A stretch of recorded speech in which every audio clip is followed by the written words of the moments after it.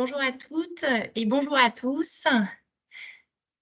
Je vais vous laisser tranquillement vous installer pour ce webinaire sur les grandes pathologies en cardiologie. Je vais juste encore attendre quelques instants avant de me présenter. N'hésitez pas à me dire si tout est OK pour vous, si vous me voyez bien et si vous m'entendez bien dans l'onglet Conversation.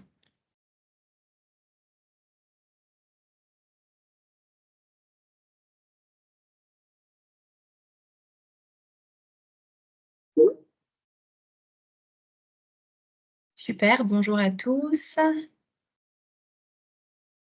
Si j'ai un petit mot pour me dire que tout le monde m'entend bien, super. Bon, bah, parfait, parfait, parfait. Alors, je vais me présenter. Je suis Emmanuelle Tessier. Je suis médecin aux urgences du centre hospitalier Annecy-Genevois à 60%.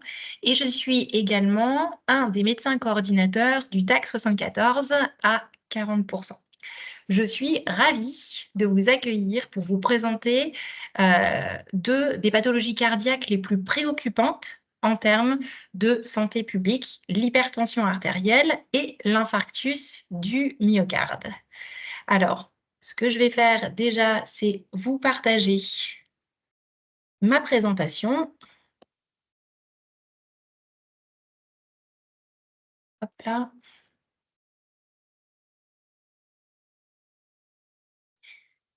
Et on est parti. Alors, avant de plonger au cœur de nos deux sujets, il est important que je rappelle quelques notions essentielles d'anatomie. Ça, c'est pour que vous compreniez l'incroyable mécanisme qui est au cœur de notre existence. Comprendre euh, la structure et la fonction du cœur, c'est fondamental pour appréhender les divers aspects des maladies cardiovasculaires. Le cœur, c'est un organe qui fait la taille d'un poing. Il s'agit en fait d'un muscle creux qui est situé dans la cavité thoracique, entre les poumons, un peu décalé vers la gauche. Et il est composé de 4 cavités, les 2 oreillettes que vous voyez ici, qu'on appelle aussi atrium, et les 2 ventricules, ainsi que 4 valves cardiaques qui sont situées ici, ici, ici et ici. Notre cœur, il fonctionne comme une pompe. Il bat environ 100 000 fois par jour et assure la circulation continue du sang oxygéné à travers tout le corps.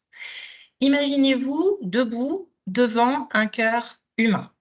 À votre droite, c'est-à-dire sur la partie gauche des images que vous visualisez, au niveau supérieur, vous voyez l'oreillette droite qui accueille le sang veineux non oxygéné de tout le corps, de tout le corps qui vient de la veine cave supérieure et la veine cave inférieure. À votre gauche, il y a l'oreillette gauche. L'oreillette gauche, c'est le hall d'entrée du sang riche en oxygène qui afflue depuis les poumons par les veines pulmonaires qui sont juste là. Et au centre, ici, vous avez le muscle cardiaque, également appelé myocarde. Et ça, c'est le véritable moteur de toute cette machine complexe. Maintenant, si on descend un peu plus bas, vers les 2 autres cavités principales, on peut voir ici le ventricule, qui est le ventricule droit, qui lui envoie le sang non oxygéné vers les poumons par l'artère pulmonaire qui est ici. Et le ventricule gauche, qui est la cavité la plus importante, qui, lui, est responsable de pousser le sang oxygéné vers le reste du corps en passant par l'aorte. La crosse aortique, la première partie de l'aorte, c'est ce que vous voyez ici et ici, et qui donc est en contact avec ce ventricule gauche. Les 4 valves que j'ai évoquées il y a quelques instants, c'est un peu comme des portes, des larges portes qui s'ouvrent pour permettre le passage du sang, mais qui se referment pour empêcher qu'il ne reflue en arrière.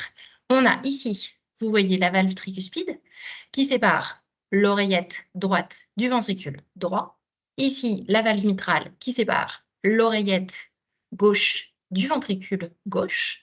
On a ici ce qu'on appelle la valve pulmonaire qui sépare du coup le ventricule droit de l'artère pulmonaire qui est là. Et enfin, la valve aortique qui est cachée ici, qui sépare le ventricule gauche de l'aorte, donc la crosse aortique qui est jusque là. Je vous dis quelques mots, mais sans entrer dans les détails, au sujet des artères qui fournissent le sang oxygéné aux muscles cardiaques qui sont appelés les coronaires. On distingue la coronaire gauche qui est ici et qui se divise en deux branches, l'artère circonflexe qui est là et l'interventriculaire antérieure qui est là, et l'artère coronaire droite qui est de ce côté.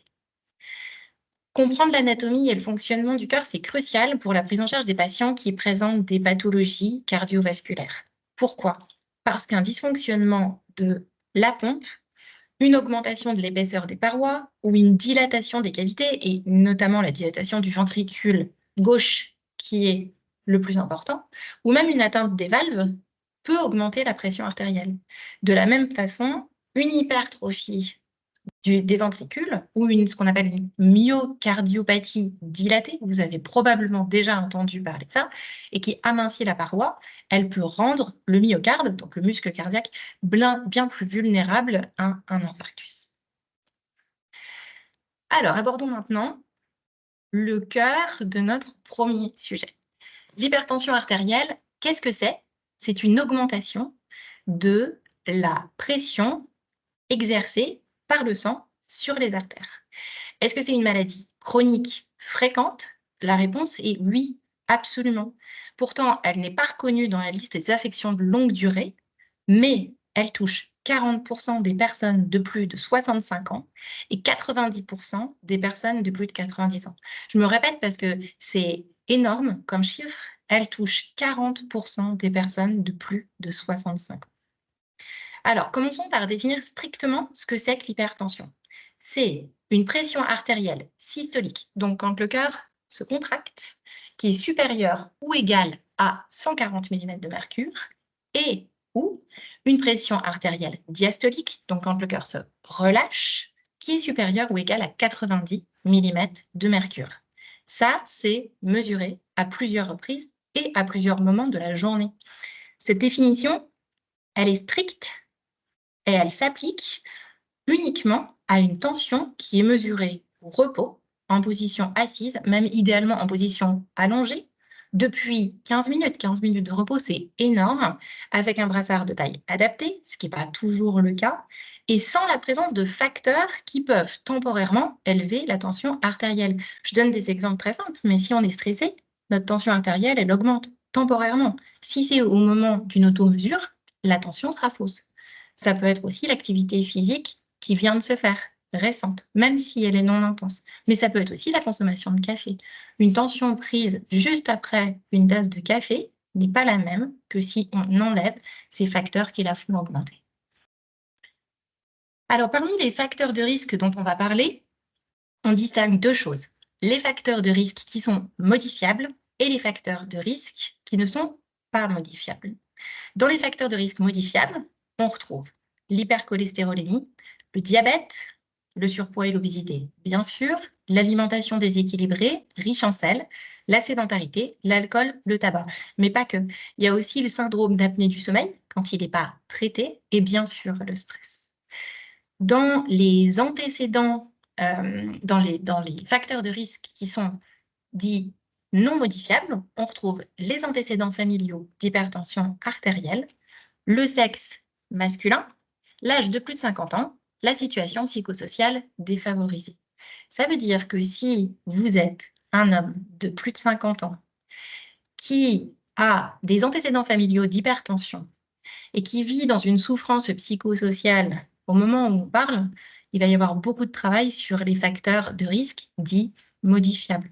Pourquoi? Parce que ces facteurs de risque modifiables, en fonction des thérapeutiques et de l'hygiène de vie, ils peuvent s'améliorer, mais ils peuvent aussi, voire disparaître. Donc, ils sont hyper importants. Je voulais juste dire un mot sur une chose dont vous avez déjà peut-être entendu parler, puisque là, on parle de l'hypertension qui est liée à des facteurs de risque. Mais il existe aussi une hypertension qu'on dit secondaire, qui n'est pas du tout liée à ces facteurs de risque, mais qui est liée à des maladies. Ça peut être des maladies des glandes surrénales, ça peut être une maladie rénale comme la polykystose, ça peut être des maladies endocriniennes, mais ça peut être aussi des médicaments. Les patients qui ont au long cours des anti-inflammatoires ou alors des corticoïdes, même certains antidépresseurs comme les IRSS, c'est les inhibiteurs de la recapture de la sérotonine, ou même des immunosuppresseurs, c'est des patients qui vont déclencher une hypertension artérielle qu'on dit iatrogène, qui sont liés à la prise de ces médicaments. Alors l'hypertension, elle a un point commun majeur avec le diabète, c'est d'être pour la majorité du temps asymptomatique. Et c'est pour ça que c'est très pernicieux. Mais quand elle est très élevée, elle peut être à l'origine des symptômes qui sont en haut ici de la diapositive, des céphalées intenses qui sont souvent très handicapantes, des vertiges, des acouphènes, des troubles visuels, des palpitations ou une épistaxis. Ça veut dire, au domicile, point de vigilance. Si vous prenez en charge un patient qui a une hypertension qui est mal équilibrée et qui présente un ou plusieurs de ces signes, vraiment, ça doit vous alerter. Mal équilibrée, l'hypertension, elle peut avoir des complications qui sont très graves. Elle peut toucher la fonction même de la pompe cardiaque et être à l'origine de décompensation cardiaque à répétition. Elle peut toucher les vaisseaux et être à l'origine d'une artériopathie oblitérante des membres inférieurs, d'une angine de poitrine, on parle aussi d'angor, ou d'un infarctus du myocarde. De la même façon, elle peut être à l'origine de complications neurologiques et être à l'origine d'un AVC, d'une démence vasculaire. Alors, la démence vasculaire chez les personnes âgées, c'est très fréquent et c'est vraiment lié à une hypertension mal équilibrée pendant toute sa vie. Donc, c'est quelque chose qu'on peut corriger pendant sa vie. De la même façon, l'hypertension peut avoir des complications rénales avec une insuffisance rénale chronique et ophtalmologique. On parle là de rétinopathie vasculaire, voire de cécité. Le suivi, il n'est pas très compliqué. Il se fait en coordination avec le médecin traitant, le cardiologue, parfois un ou une diététicienne et parfois, quand il y a des problèmes d'obésité, un nutritionniste. Dans tous les cas, c'est un bilan biologique une fois par an avec un ionogramme pour vérifier l'absence d'insuffisance rénale chronique et un bilan lipidique pour vérifier l'absence, du coup, d'une hypercholestérolémie qui est un des facteurs de risque de l'hypertension artérielle, mais en lui-même qui est aussi un facteur de risque cardiovasculaire. Bien sûr, s'il y a du diabète, il faudra faire une hémoglobine glyquée tous les 3 mois. On peut également faire un holter tensionnel. Ça, c'est si on a des chiffres tensionnels qui ne sont pas faciles à équilibrer à domicile, qu'on n'arrive pas à s'en sortir avec les automesures et qu'on a besoin vraiment d'une vraie surveillance de 24 heures en continu pour s'assurer que, du coup, il y a un vrai déséquilibre tensionnel et quand est-ce qu'il a lieu. On peut aussi proposer au patient une épreuve d'effort pour évaluer son risque coronarien, donc le risque qu'il a de faire un infarctus quand il a des problèmes d'hypertension, et un échodoppler artériel des membres inférieurs. Ça, ce sera pour éliminer, du coup, le risque d'artériopathie oblitérante des membres inférieurs. Parmi les traitements que l'on peut proposer dans le cadre d'une hypertension, bien sûr, il y a les règles hygiéno-diététiques. L'alimentation équilibrée, l'activité physique régulière, l'arrêt du tabac et de l'alcool, on est OK, tout le monde sait ça. Mais il y a aussi de très nombreuses classes médicamenteuses qui peuvent être associées entre elles et pour lesquelles ce n'est pas toujours clair. Alors, je vous ai mis sur cette diapositive un extrait du Pocket Guide qui a été réalisé par les équipes du change, les équipes de néphrologie, de cardiologie et de diabétologie à destination des médecins généralistes pour les aider à s'y retrouver et à choisir les bonnes thérapeutiques et qui va peut-être vous aider à mieux comprendre tout ce qui existe en termes thérapeutiques. Donc, parmi les différentes classes médicamenteuses que l'on peut utiliser, on distingue les inhibiteurs calciques, comme l'amlodipine qui est le plus connu. Ces médicaments, ils bloquent les canaux calciques et donc ils baissent la résistance vasculaire et donc il baisse indirectement la pression artérielle. On a aussi deux classes de médicaments qui sont très proches, c'est les IEC et les ARA2. Alors les ARA2, vous les entendrez aussi, on parle des ARTAN parfois. Peu importe, ils vont avoir la même action. Je vous l'explique pour bien que vous compreniez et que vous identifiez quand il y a potentiellement des interactions médicamenteuses. Les IEC, c'est des inhibiteurs de l'enzyme de conversion. C'est-à-dire, c'est des médicaments qui vont bloquer l'enzyme qui transforme l'angiotensine 1 en l'angiotensine 2. Vous allez me dire, oh là là, ça ne me parle pas du tout. Mais je vous explique pourquoi c'est très simple. L'angiotensine 2, c'est une molécule qui a deux actions, vasoconstriction et rétention d'eau et de sel. Donc, si on bloque l'enzyme qui fait l'angiotensine 2, indirectement, on aura une vasodilatation et une baisse de la rétention d'eau et de sel. Donc, une baisse de la pression artérielle. De la même façon, les ARA2, qu'est-ce qu'ils font? C'est des antagonistes des récepteurs à l'angiotensine 2.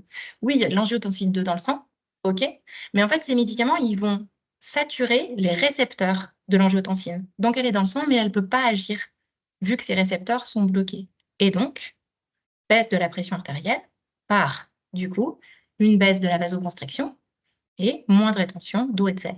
Même chose. Donc, on n'associera pas un IEC et un ARA2, puisque le traitement est exactement la même chose. Vous allez entendre parler peut-être des inhibiteurs de la rénine. C'est des nouveaux médicaments qui ne sont pas beaucoup utilisés pour l'instant. Si vous en entendez parler, c'est l'aliskirène. C'est un médicament qui, in fine, va faire exactement la même chose. C'est-à-dire, son action finale, c'est bloquer la production d'angiotensine 2. Mais surtout, les autres médicaments qui sont utilisés, c'est les diurétiques. Alors, vous connaissez le furosémide, qui est plutôt utilisé, c'est les patients qui présentent de l'insuffisance cardiaque, mais on peut aussi mettre de l'indapamide et de l'hydrochlorothiazide. Le principe, du coup, c'est que ces médicaments vont éliminer l'eau et le sel, donc baisser la pression artérielle.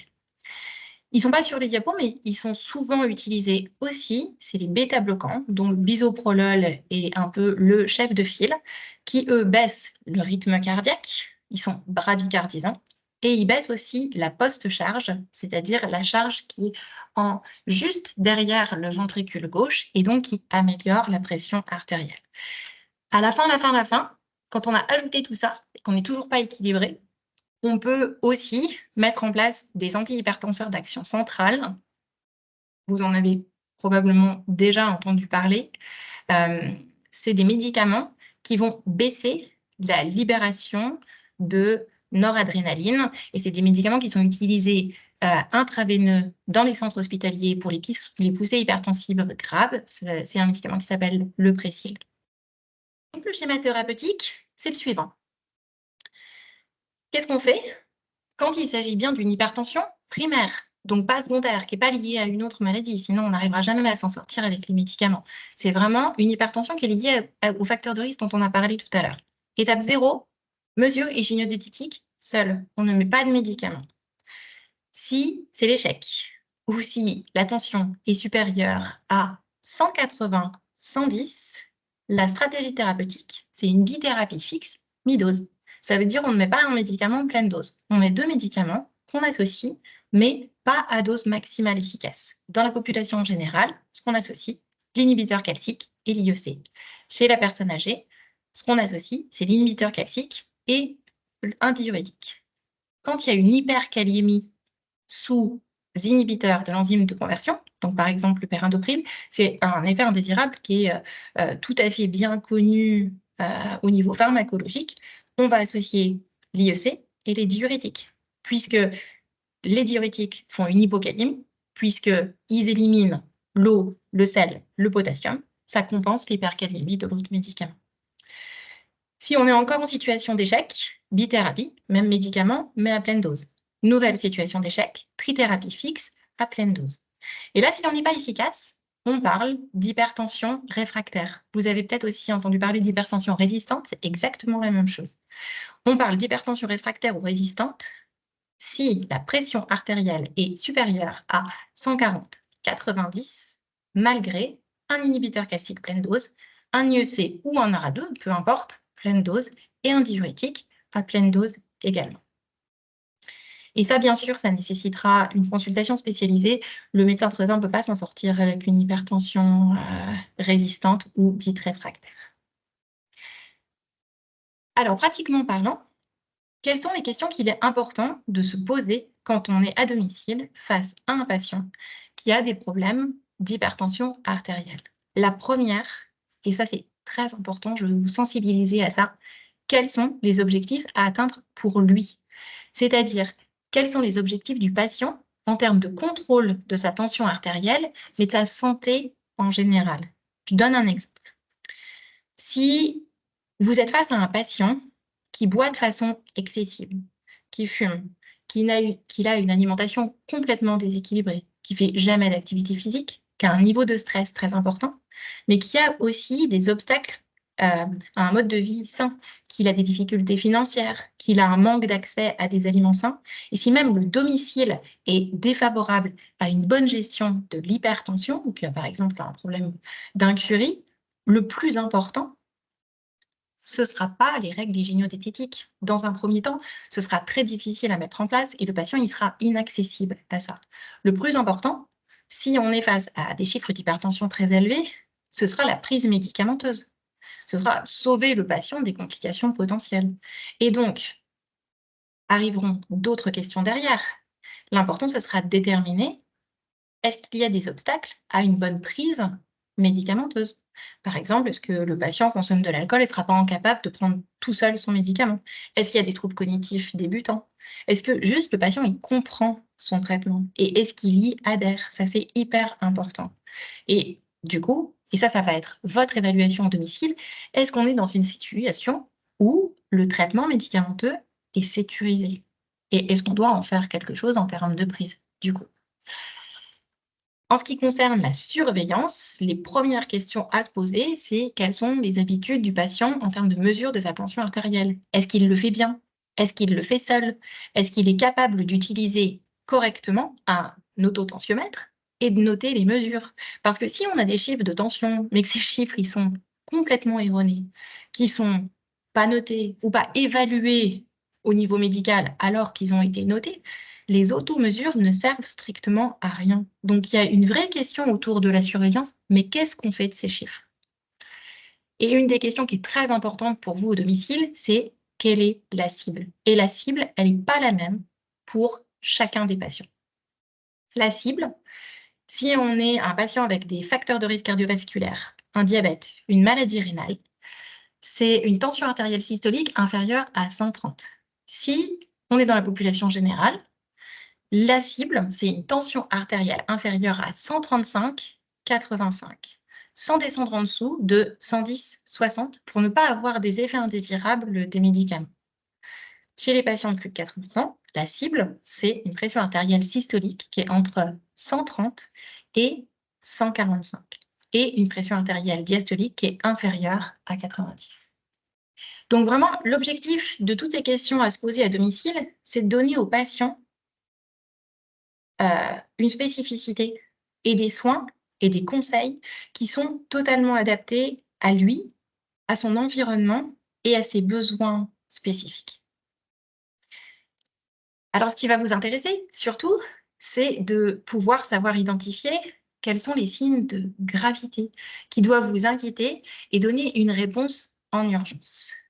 L'objectif numéro 1, c'est de ne pas passer à côté de ce qu'on appelle l'hypertension maligne. C'est quoi l'hypertension maligne? C'est une tension artérielle très élevée, souvent supérieure à 180-110 mm de mercure, associée à des symptômes tels que des céphalées sévères, intenses, des vertiges, des troubles de la vision, des nausées, des vomissements et ou une douleur thoracique. Je vous sensibilise sur l'importance de savoir identifier les nausées et les vomissements comme des potentiels signes de gravité très importants en cas de poussée hypertensive. Ce sont vraiment des signes d'alerte qu'il ne faut pas minimiser, et notamment chez la personne âgée. Puis tout ce que vous allez rechercher, c'est les complications dont on vient de parler, les complications neurologiques. On revient sur les céphalées, qui sont souvent quand même soudaines, sévères, mais aussi les vertiges, la vision floue, mais la vision double aussi, donc la diplopie, Les signes d'AVC, bien évidemment, mais pas que. La confusion, la désorientation, l'altération de la conscience, vous allez les voir. Mais vraiment, confusion et désorientation, c'est des signes neurologiques qui sont très graves dans le cadre d'une poussée d'hypertension. Bien sûr, il faudra identifier les complications cardiaques. Alors, les douleurs thoraciques et notamment la sensation d'oppression caractéristique d'un syndrome coronarien, mais aussi une sensation de déchirement insupportable. Vraiment, point de vigilance sur ce symptôme, parce qu'une poussée tensionnelle peut être à l'origine d'une dissection aortique, c'est une dissection de la paroi de l'aorte, c'est une urgence vitale chirurgicale, les patients peuvent mourir en quelques heures, et ce qu'ils décrivent très bien, c'est une douleur qui leur est absolument insupportable. Ils décrivent eux-mêmes, j'ai l'impression qu'on me déchire la poitrine, et souvent, c'est des douleurs qui irradient en postérieur. Donc, il faut être très vigilant avec ce type de douleur parce qu'on peut vraiment sauver le patient si on l'oriente dans un service d'urgence assez rapidement. Alors, bien sûr, on va aussi rechercher des signes de décompensation cardiaque, plus ou moins graves. Du coup, la dyspnée. Alors, la dyspnée à l'effort, mais aussi, plus gravement, la dyspnée au repos, l'orthopnée, donc l'incapacité à pouvoir respirer normalement sans mettre 2, 3, 4 oreillers pour pouvoir passer la nuit de façon supportable. Bien sûr, la prise de poids. Vigilance absolue par rapport au fait que si vous avez un patient qui a pris 5-6 kilos en une semaine, on est dans une situation de décompensation cardiaque qui va s'aggraver quoi qu'il arrive, et donc bien sûr des œdèmes des membres inférieurs. Il ne faudra pas passer à côté également des complications rénales. Ce sera un patient qui, dans le cas d'une poussée hypertensive, va être anurique ou en tout cas émettre des toutes petites quantités d'urine depuis quelques jours, et ça, c'est un vrai signe de gravité. Je vous incite aussi à faire très attention avec les patients qui ont des chiffres tensionnels qui sont catastrophiques et qui disent juste une chose, c'est avoir des douleurs lombaires. Donc, ça peut être des patients qui sont âgés et qui vont vous dire « mais moi, j'ai mal au dos » et pour lequel vous voyez des tensions qui sont autour de 200, 110, par exemple. On sera aussi très vigilant avec les signes de saignement dans le cadre d'une poussée hypertensive, et notamment une épistaxis qui va être sévère, prolongée et qui ne va pas céder tant qu'on n'arrivera pas à faire baisser la tension, et ça nécessite vraiment qu'on les prenne souvent en urgence. Nous, dans nos services d'urgence, et qu'on est obligé de mécher avant de pouvoir résoudre ce problème. Tant que la tension est haute, l'épistaxis ne sera pas résolutif, même si on fait toutes les manœuvres qui sont efficaces habituellement. Je vous parle une seconde des signes de choc cardiogénique, mais ça, tout le monde les connaît très bien puisque c'est des signes d'alerte absolue. La pâleur extrême, le patient qui est extrêmement pâle alors qu'il avait une coloration qui était parfaitement normale la semaine dernière, c'est grave. Les extrémités froides, la cyanose, la tachycardie ou bien sûr la bradycardie extrême, et bien sûr une pression artérielle qui est effondrée alors que c'est un patient qui a de l'hypertension habituellement. Pour tous les autres signes que je viens d'évoquer, il est absolument nécessaire d'appeler le centre 15 pour avoir un avis médical et s'assurer de l'absence de nécessité d'orientation vers un service d'urgence, ou à minima de se mettre très rapidement en lien avec d'autres professionnels de santé pour une prise en charge appropriée. Alors ça peut être le médecin généraliste s'il est accessible tout de suite, ça peut être le cardiologue si par bonheur absolu il est aussi accessible très rapidement, mais ça peut être aussi du soin non programmé, c'est-à-dire l'accès à SOS Médecins, à une maison médicale de garde et à un centre de soins non programmé du territoire. Ça dépendra des signes cliniques que vous objectivez à domicile.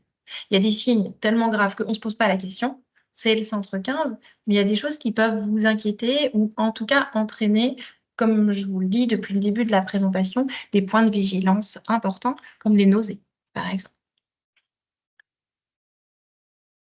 Alors, on passe à l'infarctus maintenant du myocarde. Alors, l'infarctus du myocarde, qu'est-ce que c'est? C'est une complication de l'angor qu'on appelle aussi angine de poitrine.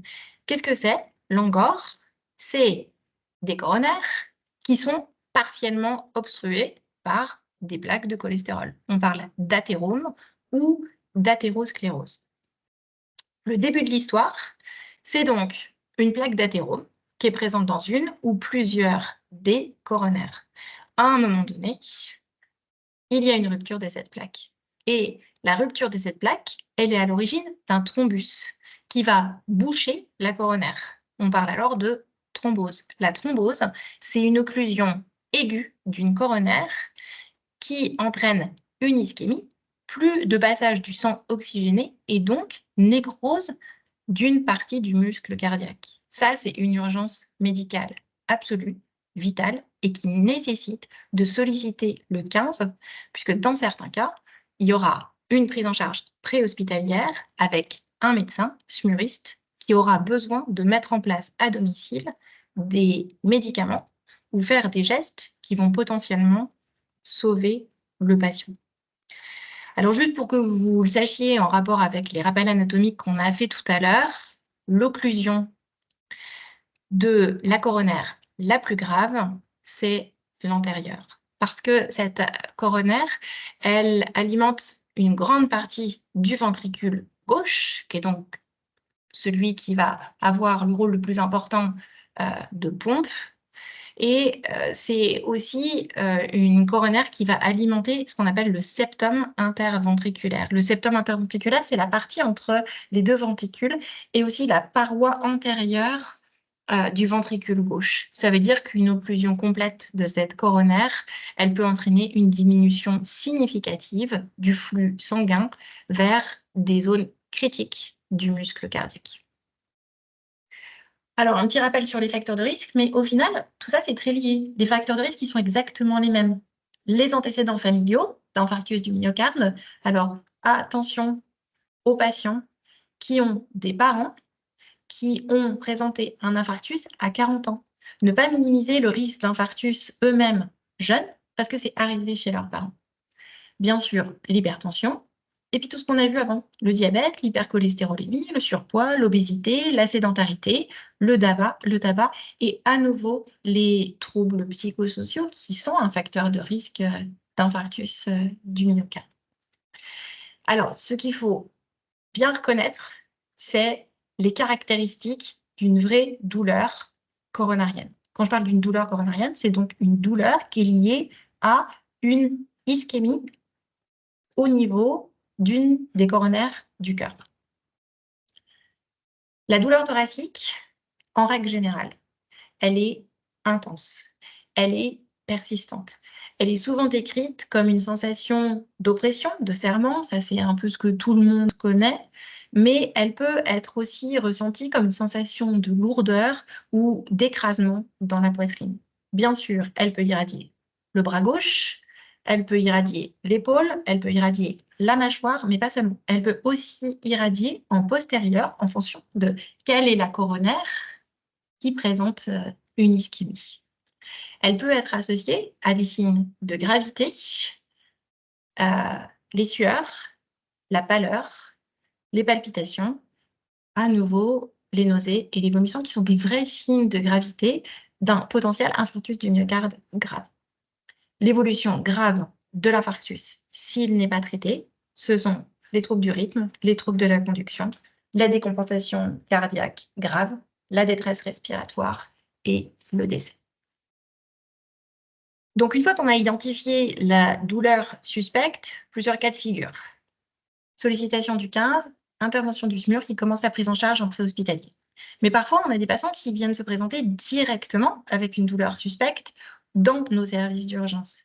Dans ces cas-là, la première étape, c'est bien sûr l'électrocardiogramme, parce que c'est l'électrocardiogramme qui va nous donner quasiment toutes les réponses sur le diagnostic. Un électrocardiogramme qui parle, c'est un infarctus grave qui doit avoir une prise en charge quasiment immédiate. Donc, la première étape de nos infirmières à l'accueil des urgences, c'est faire l'électrocardiogramme et le montrer aux médecins d'accueil de façon à identifier si on est dans une situation de risque grave, que le patient doit avoir des soins rapides dans nos salles d'urgence vitale.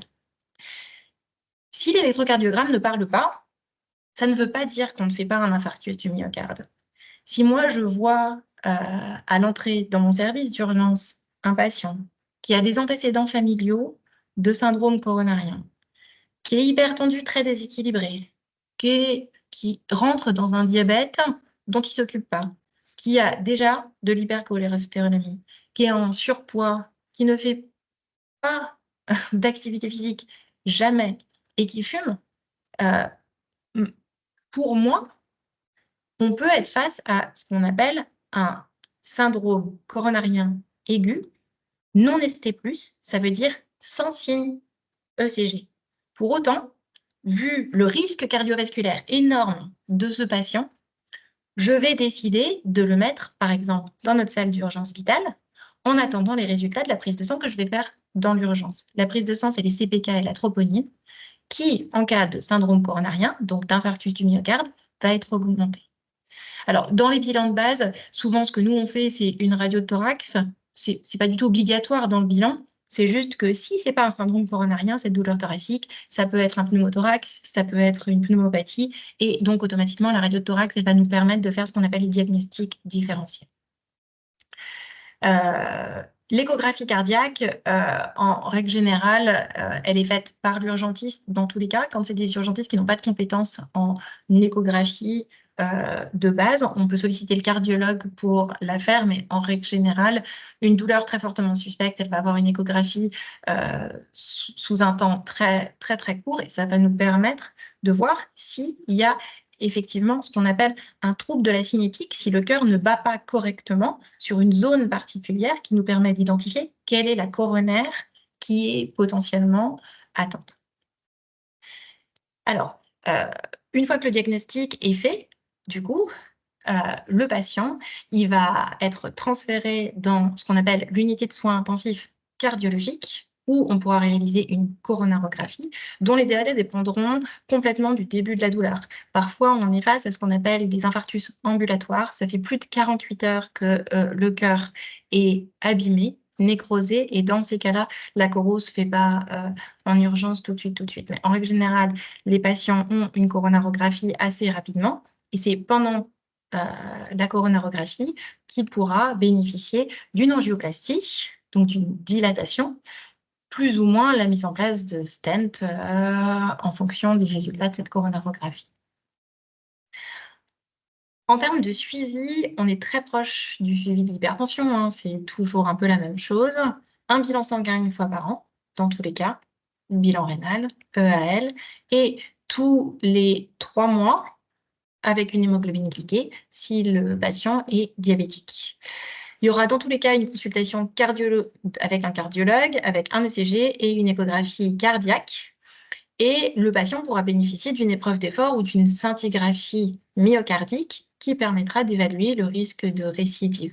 L'épreuve d'effort, pour la réaliser, il faut quand même que le patient soit en capacité ou de courir ou de faire du vélo. Donc la scintigraphie myocardique, c'est un examen qui permet de stresser le cœur comme si le patient faisait un effort et on regarde ce qui se passe et si effectivement il y a un risque de récidive de syndrome coronarien.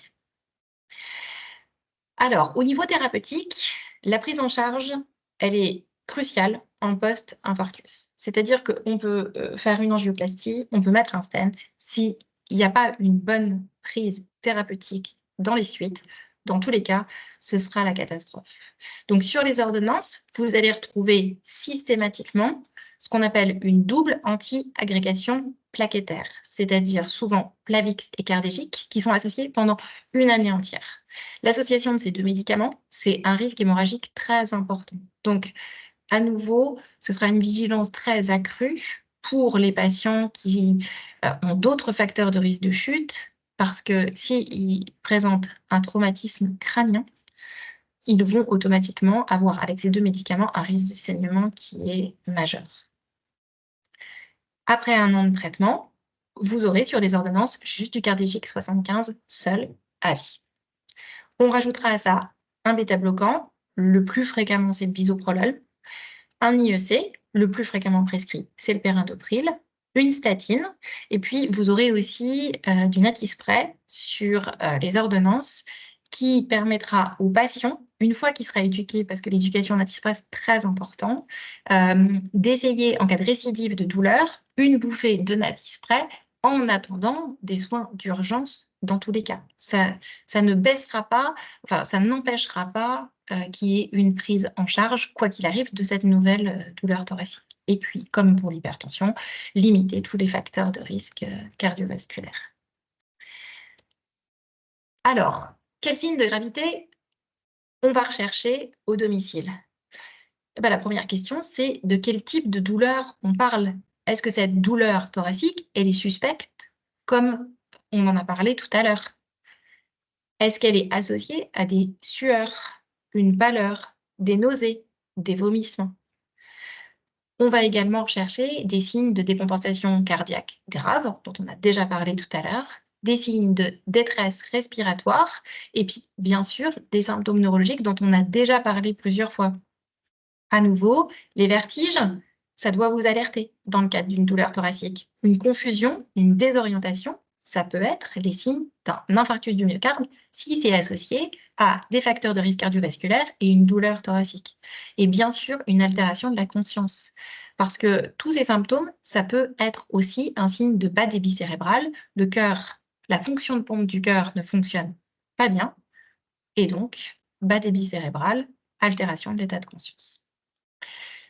Je rappelle juste une dernière fois les signes de choc cardiogénique, qui sont toujours aussi importants: pâleur extrême, extrémité froide, cyanose, tachycardie ou bradycardie extrême et pression artérielle effondrée. Voilà, on arrive à la fin de cette présentation. Je vous remercie pour votre attention. J'espère que ça a été pour vous éclairant. Hop là, je vais arrêter le partage et vous laisser me poser toutes les questions nécessaires.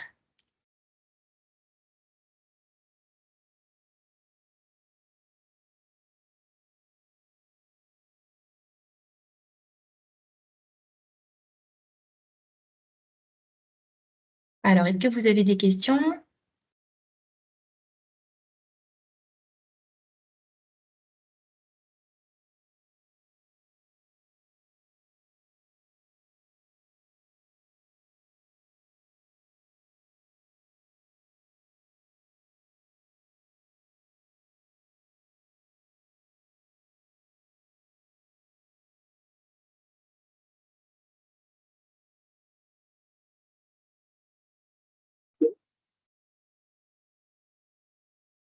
Alors, une première question. Est-ce que l'hypertension simple peut être traitée par le médecin traitant? Alors, bien sûr, la majorité des hypertensions, elles peuvent être traitées par le médecin traitant, bien sûr. Là où ça devient un petit peu complexe, c'est quand où on a des problèmes de surveillance, par exemple, qui ne nous permettent pas de pouvoir faire des choix thérapeutiques. Et là, dans ces cas-là, parfois, on est obligé d'avoir accès à du coup, un holter tensionnel. Et ça, c'est les cardiologues qui le proposent. Mais dans la majorité des cas, c'est le médecin traitant qui gère.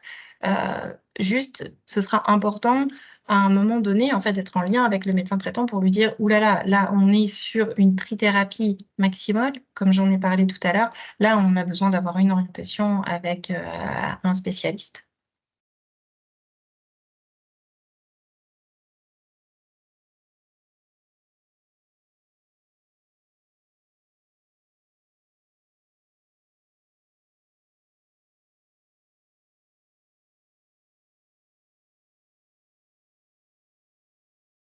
Alors, est-ce que vous avez d'autres questions? J'ai été un peu longue, hein, sur ma présentation. J'ai pas vu le temps passer. J'espère en tout cas que ça a été assez clair, pour vous.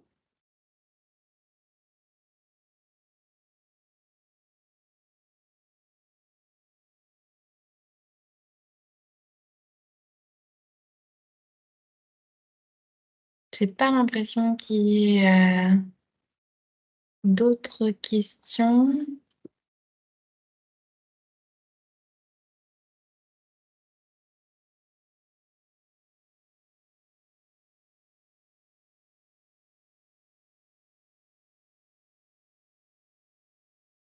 Ok, très bien.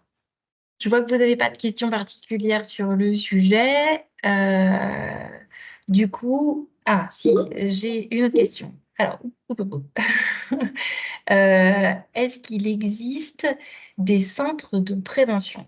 Alors, les centres de prévention, c'est un petit peu complexe parce que, en fait, le centre de prévention, c'est le médecin généraliste. Le médecin généraliste, sa première fonction, ce qu'il devrait faire, c'est voir tous ces patients avec des facteurs de risque cardiovasculaire et de prendre le temps, en fait, de se poser et de dire, OK, où on en est?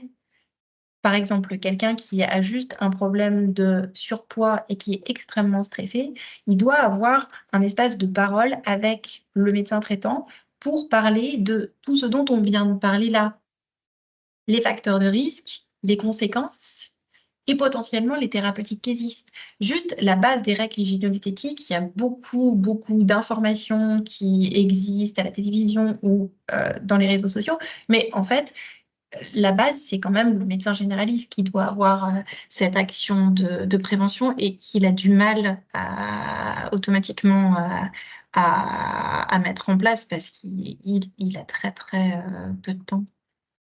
Mais en tout cas, euh, autre chose qui sont pas vraiment des centres spécifiques de prévention, mais c'est plutôt des centres de réadaptation, c'est-à-dire quelqu'un qui est déjà passé par un syndrome coronarien, lui, il va rentrer dans une boucle de prévention d'un futur accident coronarien qui est quand même très bien fait.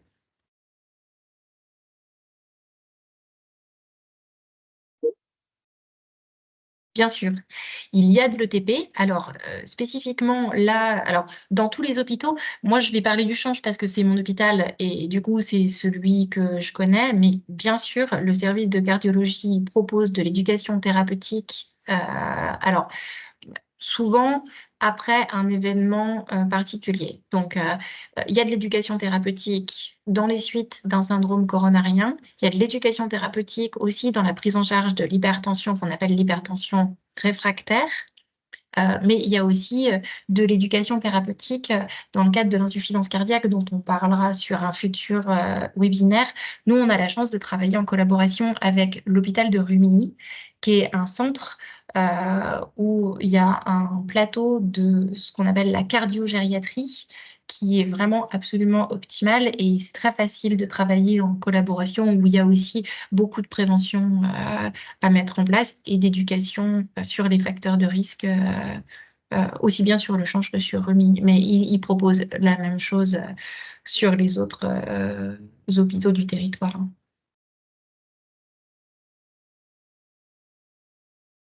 Alors, je vois qu'il y a une question qui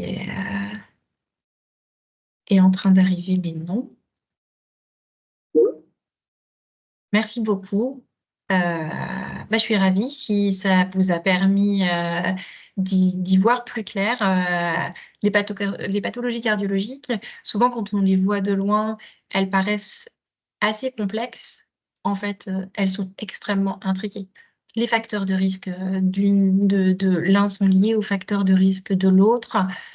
Une des pathologies va déclencher l'autre. Donc en fait, quand on a bien compris les enjeux anatomiques, les facteurs de risque et les prises en charge, tout est beaucoup plus facile. En tout cas, c'est des pathologies qui peuvent encore entraîner le décès des patients, donc sur lesquels on a vraiment, en tant que soignant, un impact très important à jouer. En tout cas, je vous remercie à tous pour ce premier webinaire. C'était la première fois que je présentais un webinaire, donc j'ai pris beaucoup de plaisir. Je vous souhaite du coup une très bonne journée. Je voulais juste bien penser à quitter le webinaire pour qu'on puisse nous terminer l'enregistrement correctement, qui sera accessible dans les suites. Voilà, je vous souhaite une très bonne après-midi.